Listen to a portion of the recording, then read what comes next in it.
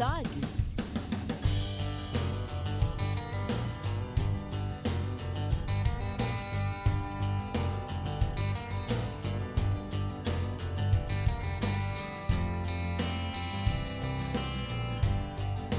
Dogs. Encante o seu pet com o que há de melhor. Dogs Pet Petiscos para cães e gatos. Temos os melhores e mais inovadores produtos do mercado pet. Seguimos um rigoroso processo de produção que nos dá qualidade e credibilidade. Produzimos para todo o Brasil e diversos países. Acesse nosso site www.dogspet.com e conheça nossa linha completa de bifinhos, ossinhos, molhos, snacks e muito mais. Dogs, o seu pet merece o melhor cuidado.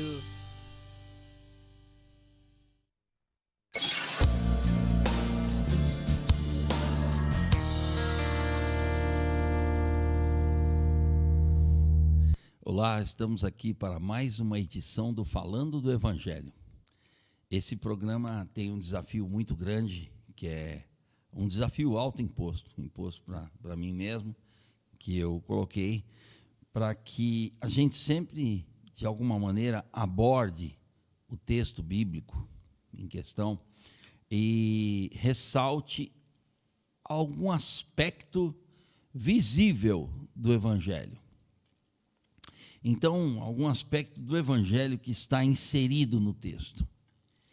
E hoje eu quero trabalhar com o capítulo 1 de Gênesis novamente. Você pode dizer assim, puxa vida, Maurício, mas fica um pouco assim, carne de vaca, né? Meio repetitivo, né?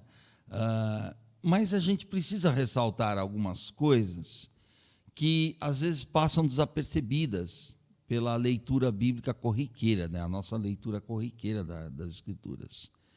Então, hoje eu quero ressaltar quatro atitudes divinas, 4 ações divinas que vão deixar o perfil de Deus mais evidenciado na própria criação. E se o programa é falando do Evangelho, o Evangelho é o que de melhor vem da parte de Deus.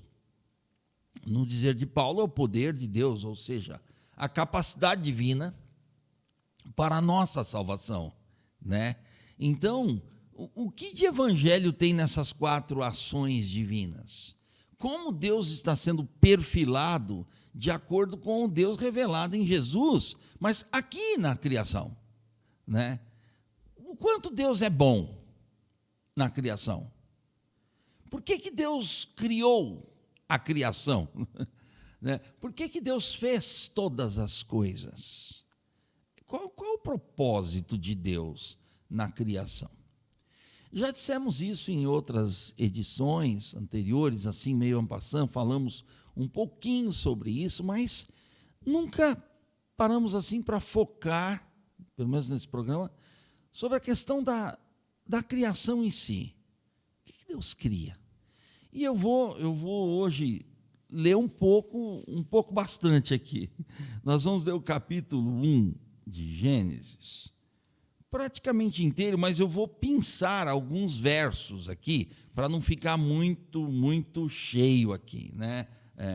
A leitura não ficar muito extensa, né?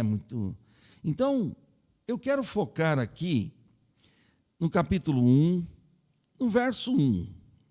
Verso 1. No princípio criou Deus os céus e a terra. Muito bem. Esse criar não é qualquer criar. O criar é o bará, a expressão hebraica, que significa criar, dar existência a alguma coisa. É criar do nada existente. Não havia nada. Porque havia o no princípio. O que é o no princípio? O no princípio aqui é a primeira dimensão criada por Deus. Tempo. Mas esse no princípio aqui, Deus cria, já dissemos isso em outras edições, Deus cria em alguém. O Pai cria em alguém. E o princípio aqui não é propriamente um tempo. O princípio aqui é aonde ou em qual dimensão Deus cria. Deus cria em Cristo. Já vimos isso. Deus não faz nada fora de Cristo. Então, esse é no princípio. O criou, aqui, tem um propósito definido, né? Criar para quê? Fazer as coisas existirem do nada, não existência, trazer para a existência, com que propósito? É uma coisa que a gente precisa parar para pensar. Por que Deus criou? Tem uma intenção nisso tudo aqui. Aí o relato vai dizendo terra sem forma e vazia, mas eu notei aqui pelo menos 8 expressões da palavra disse Deus, como tem no verso 3. No verso 3, vamos ficar no capítulo 1 hoje. Disse Deus, haja luz e houve luz. Esse disse Deus, ele é recorrente, ele vai aparecer aqui outras vezes. Dá uma olhadinha, você vai contar comigo, tá? Quantas vezes vai aparecer o disse Deus, depois eu vou dizer o porquê, ressaltar essa palavra. Disse Deus no verso 3 e houve luz, haja luz e houve luz. Disse Deus no verso 6, né, Gênesis 1:6, e disse Deus, haja uma expansão no meio das águas e haja separação entre águas e águas.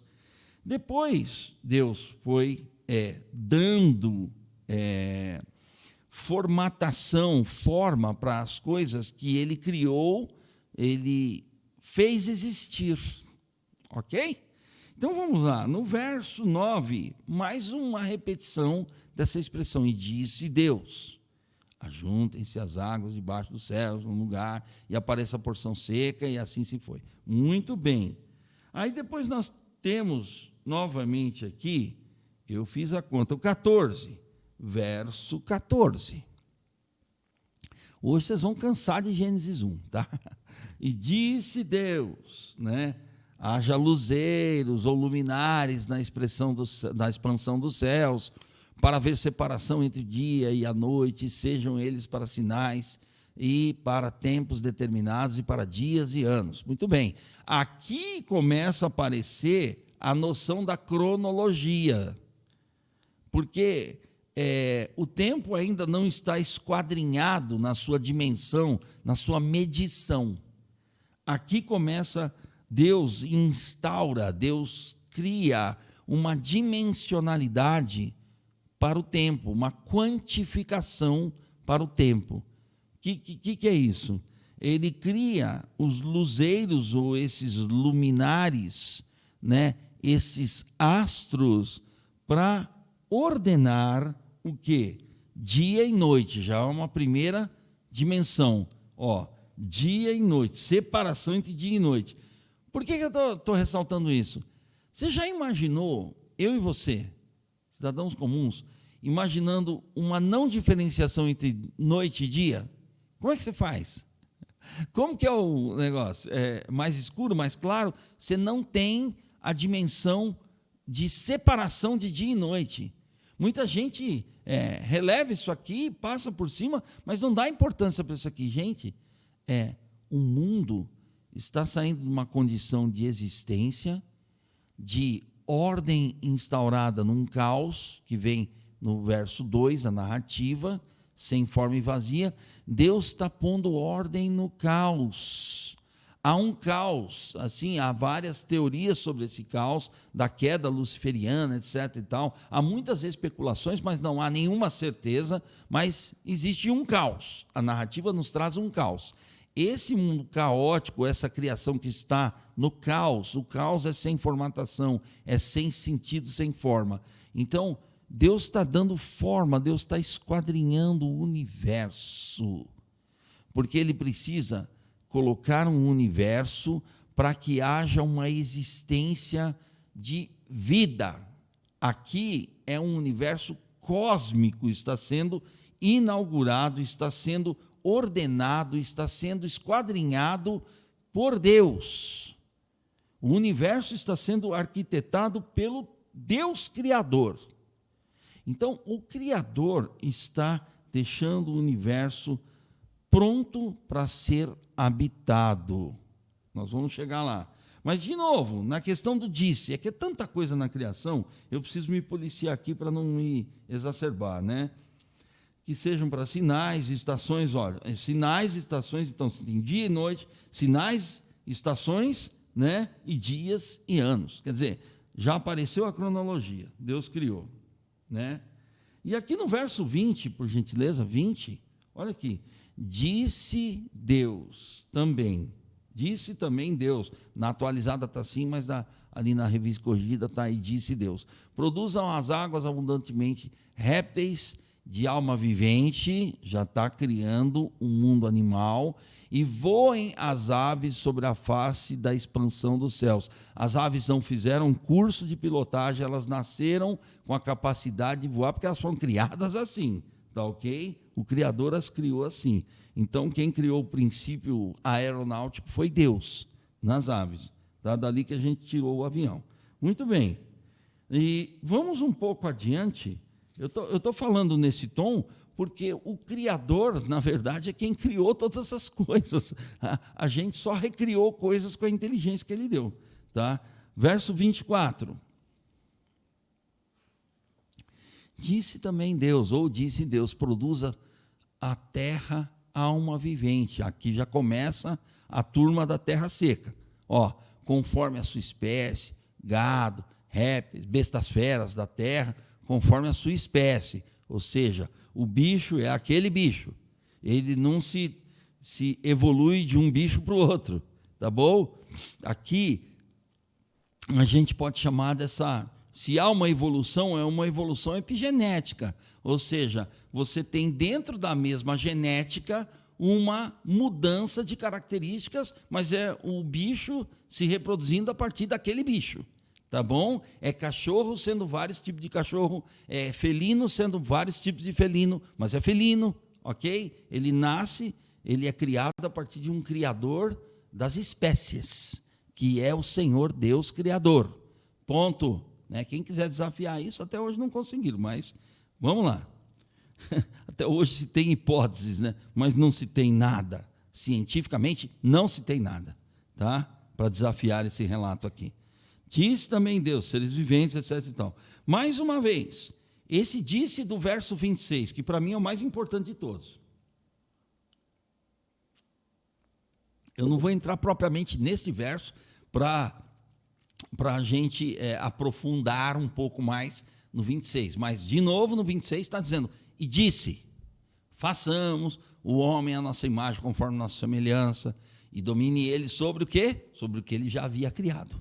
Note, os peixes do mar, as aves dos céus, sobre o gado, e sobre toda a terra, e sobre todo réptil que se move sobre a terra. Então, também põe aí o jacaré, põe os lagartos, põe essa turma toda aí que é a criação divina. Gente, Deus é o maior ecologista do universo. O pessoal acha que a consciência ecológica surgiu aí no Greenpeace. Isso aí serve um pouquinho para brecar o que a gente já está destruindo ou já destruiu.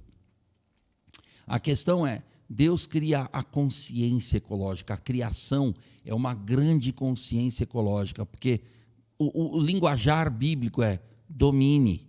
Mas como assim dominar? Quer dizer que Deus está mandando Adão e Eva domar peixe, né, domesticar. Não. Praticar piscicultura. Não se comia peixe. A questão não é essa.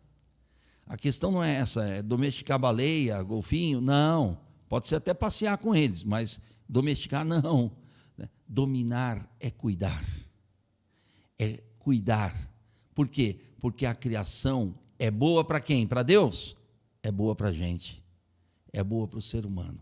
É uma harmonia que Deus cria, uma harmonia vivencial, uma harmonia que Deus coloca para a gente viver nela em paz, em segurança, em saúde plena, sem doença, sem nenhum tipo de bactéria, sem nenhum tipo de nada nocivo ao ser humano, que é a vida principal criada por Deus.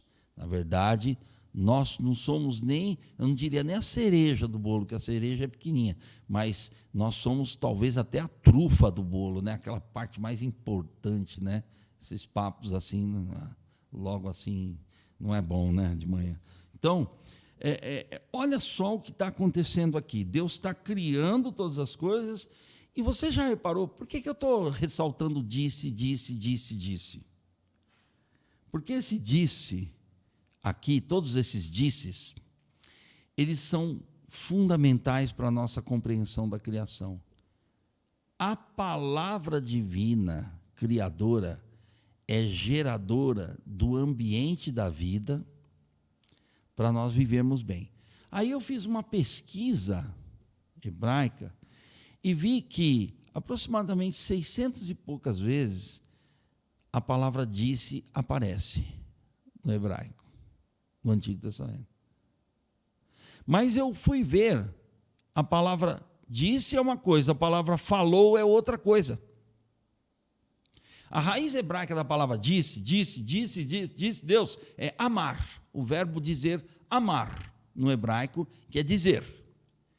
Mas tem um outro verbo, que é muito interessante, que é o davar, que é a palavra comunicada geradora de vida. Opa!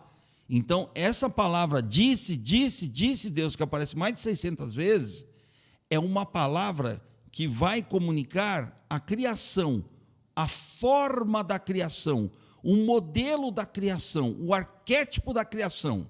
Mas quando você fala, você tem de Deus analisado a palavra falou, aí já é a comunicação da vida redentora, da vida redentiva, da vida que sustenta a vida, e que aparece mais de 1.600 e poucas vezes. Eu anotei a conta aqui, quer ver? 1.696 vezes, quase 1.700 vezes, Deus fala para comunicar vida, gera vida. E aí, olha a analogia, tanto a palavra disse e a palavra falou tem a ver com o mesmo Deus originador de todas as coisas, e tem a ver com o Deus criador e o Deus redentor. Olha que interessante. Daí você começa a ver, esquadrinhar claramente a personalidade de Deus desde a criação, a bondade de Deus revelada desde a criação, a afetuosidade da personalidade de Deus, do Pai, do Criador, desde o início. Deus é amor. Se fosse escrever agora um livro, eu escreveria assim. Você lê lá, Gênesis 1, no princípio, Deus é amor. Eu diria, em Cristo, Deus é amor. Em Cristo, Deus criou tudo. No princípio, criou Deus os céus e a terra. Em Cristo, criou Deus todo o universo existente. E isso é Deus sendo amor. Isso é Deus dizendo quem Ele é. Alguns teólogos dizem assim que quando você vê a imago Dei, você vê a criação, a imagem de Deus aqui refletida. Mas quando você vê a imago Christi, você vê a redenção. Então, para Deus, que não tem projeto falido, que não tem projeto que não deu certo, a própria criação é um cenário em que a redenção, a necessária redenção, será revelada.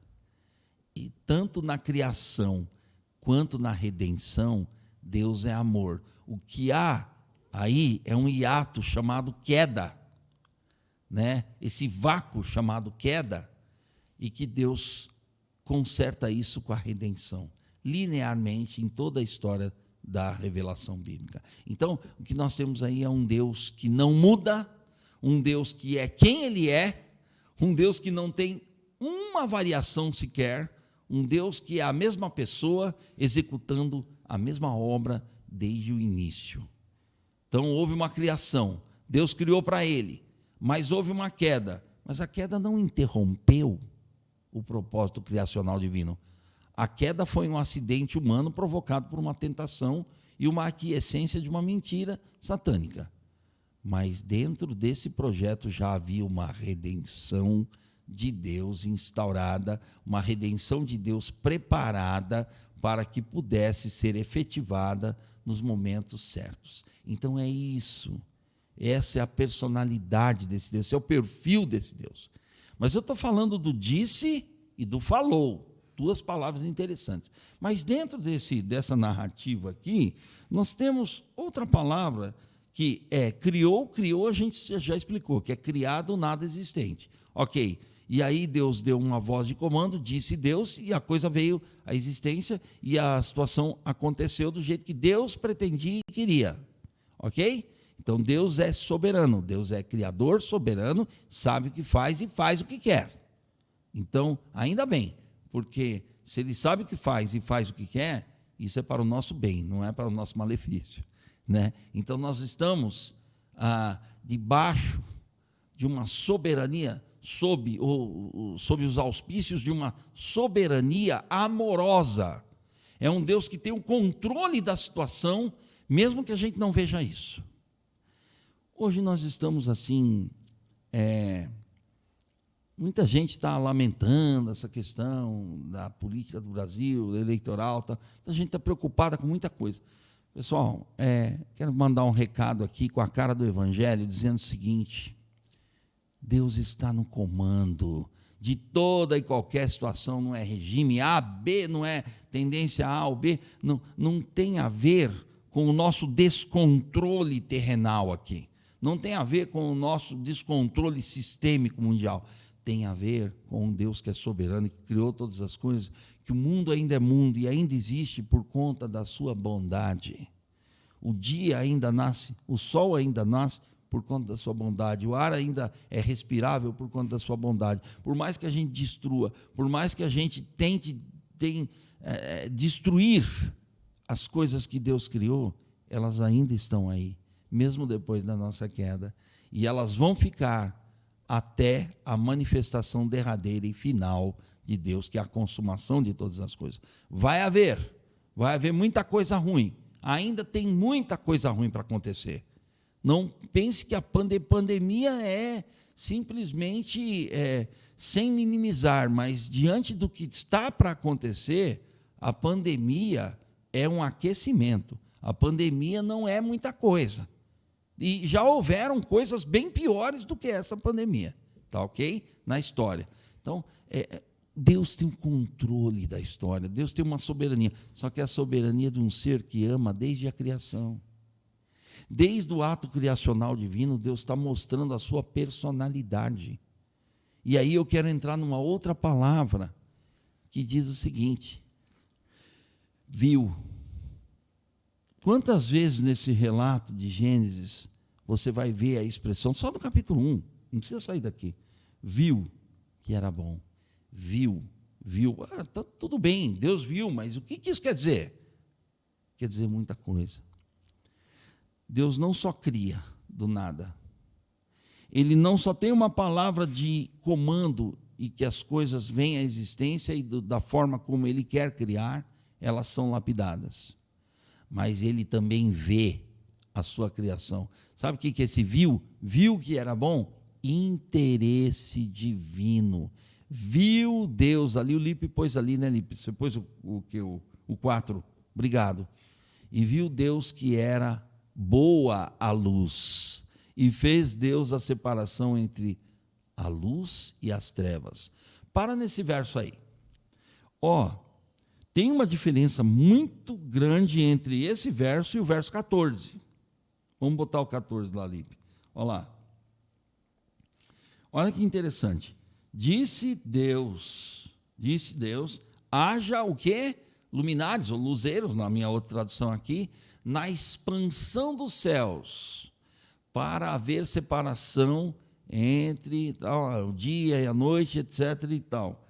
Tudo isso aqui já é uma conotação diferente do que está no verso 4. Como já disse, o verso 14, ele denota uma cronologia, uma dinâmica de tempo esquadrinhado. No 4 é diferente. No 4 não está falando tanto de tempo, não. Na narrativa está se especificando uma luz, que já dissemos isso aqui, é diferente do luzeiro, do luminar. Essa luz aqui, ela é atribuída à luz que ilumina todo homem, a luz que ilumina, a luz irradiada a partir de Deus, que é aquilo que ilumina a vida. O que ilumina projeta vida. Essa fotossíntese espiritual divina é o próprio Cristo, sendo narrado aqui pré-encarnação. Antes da encarnação do Verbo, o Verbo já estava em atuação, em ação. João 1,10 explica todas essas intercorrências divinas do Filho de Deus. Ok? Muito bem. Então, haja luz e houve luz. A luz era boa, né? Viu Deus, novamente o viu Deus que era boa a luz e fez Deus separação entre luz e trevas, porque quem começa a colocar ordem no caos é justamente uma menção ao próprio Filho de Deus, que é a luz dos homens, tá bom? Então nós vamos entender isso aqui, não é só um acidente narrativo, não é só uma característica, mera característica narratológica, não. Isso aqui é muito mais do que uma mera narrativa, tá? Essa narrativa contém uma alta dose teológica, tá? E, melhor dizendo, cristológica, tá bom? Então a cristologia de Deus precisa ser respeitada nessas narrativas. Disse, o viu, eu estava falando do viu. O que é ver? Ver é notar, é contemplar. Ver é aprovar, é inspecionar. Quem que é o fiscal da criação? O Criador. Ninguém está. Controle de qualidade é divino. Deus cria o universo, Ele o esquadrinha, Ele o inspeciona, é Ele mesmo que está criando. Então, Ele, por ser Deus e ser excelente, mais do que bom, mais do que melhor, e o superlativo a gente não tem mais do que isso para dizer, é o Deus que faz tudo na sua perfeição, conforme Ele mesmo. Deus cria conforme o seu beneplácito, a sua vontade de criar. Então, o padrão de qualidade é absolutamente divino. Então, para Deus falar uma coisa é boa e viu que era bom, não é qualquer coisa. Deus não fez um remendo, depois eu conserto. Gente, a criação é em estado de perfeição, inaugural, primevo, original. O original saiu do fabricante. Deus, perfeito, sem retoques. Nós só temos problemas na criação, porque houve uma queda e há uma constante destruição do ser humano em relação à queda. Tá? Por que tem tsunami? Porque tem explosão atômica. Tem explosão atômica escondida, que é feita em alguns lugares para testar armamento pesado. Ok? Você já ouviu falar muitos anos atrás do atol de Mururoa. Você já ouviu falar de explosões, de testes atômicos, né, submersos, e que faz efeito nas placas tectônicas da Terra. Você pode se informar sobre isso. A coisa não é tão bonita quanto aparece nos jornais. Então, a questão é, nós estamos, sim, destruindo o planeta. Camada de ozônio não é uma brincadeira. Né? O que nós estamos fazendo em termos de poluentes no planeta, de degradação das fontes, dos rios, não é qualquer coisa. Então, gente, toda a imperfeição não é a criação de Deus, é o pós-queda. Aí sim, mas tudo isso será restaurado por aquilo que Paulo chama de kainektisis, a nova criação. E onde ela se dá? No mesmo endereço em que houve a criação, em Cristo, no princípio, na cabeça do tempo, que é Cristo, a cabeça do universo. Então, nós temos aqui toda uma criação divina em estado de perfeição, toda uma inspeção divina, viu, ninguém precisava dar relatório para Deus, Ele criou, fez, viu? Tá bom, eu fiz. Porque ele é perfeito. Mas tem mais uma palavrinha aqui que me chama a atenção, e nisso já vou encerrando o programa de hoje, vamos ver se eu consigo. Era bom, era bom. O que Deus viu? Que era bom. Bom em várias ocorrências aqui você vai ver, bom, isso era bom. Isso o que? O que Deus fez? Era bom. O que era bom? Aí que está um detalhe dessa palavra bom. O tov. Esse conceito de bom é o conceito de Deus, não é o nosso. Então, o conceito de bom para Deus está excelente. É bom para quê? Bom de acordo com a minha vontade de Criador, bom de acordo com a excelência da vida que eles vão ter. É Deus dizendo, eu criei toda essa criação para mim. E o principal da criação, que está no verso 26, a nossa imagem, conforme a nossa semelhança, tem um bom diferente aí. Aí tem um bom que é acima da média. O verso 31 nos diz, tudo que Deus está criando é bom, é para lá de excelente, mas quando Ele cria a gente, Ele diz, é muito bom. Essa satisfação divina, ela vai ser expressada de uma maneira muito forte ali no batismo de Jesus. Quando João Batista está batizando Jesus, esse é o meu filho amado, em quem eu tenho todo comprazimento, todo prazer, todo contentamento, toda plenitude. O muito bom de Deus. Ali tem uma expressão muito interessante ali é até mais do que o muito bom, mas ali é o padrão do muito bom de Deus. Olha que coisa, o muito bom aqui na criação somos nós, seres humanos, vidas humanas. Para Deus vale mais que todo o universo. Mas quando Ele se compraz, quando Ele não se contém de prazer, de deleite no seu Filho, isso é um toque da redenção, que significa que aquele que é muito bom que Deus criou, estando atrelado ao Filho, essa é a apoteose da redenção. Essa é a redenção elevada à potência máxima. Em Cristo, o muito bom da criação veio à tona. Estando em Cristo, o muito bom da criação ganhou todo o sentido. Primevo, original, criacional divino. Em Cristo, nós podemos ver o seguinte: a criação de Deus não deu errado apesar da queda. Ela já deu certo desde o início, e ela será exibida na consumação de todas as coisas, numa realidade chamada Nova Jerusalém. Ali nós vamos ver que tudo que aconteceu de ruim foi absolutamente momentâneo, temporal, limitado, com validade vencida. Ali a gente vai ver a realidade plena da ressurreição, a realidade plena da consumação. Esse muito bom aqui, ele vai cantar a plenos pulmões. Esse muito bom aqui somos nós. Daí você vê a presença do Evangelho nesse texto da criação.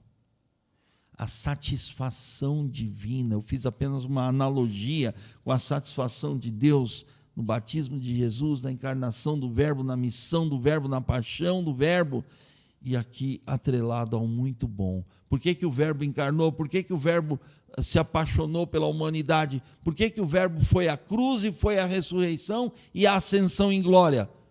Por causa do muito bom. O muito bom é um texto cristológico e cristocêntrico.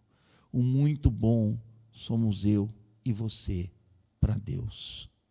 Para Deus você não é bom. Você não é boa. Para Deus nós somos muito bom. Para Deus nós somos a êxtase da criação divina. Nós somos a plenitude da criação divina. E Cristo é a plenitude não só da criação, mas também da recriação divina nele mesmo. Então, isso é uma coisa linda, isso é uma simbiose maravilhosa. Isso é mais um toque da pericorese divina, isso é um toque da Trindade se auto-revelando na história da humanidade. O que nós temos aqui nesse muito bom é: viu Deus tudo quanto fizera, e eis que era muito bom. Houve a tarde e amanhã o sexto dia. Esse muito bom é a quarta palavra que eu quero chamar a atenção de vocês hoje, para que vocês observem que essa narrativa, ela não é qualquer coisa, gente.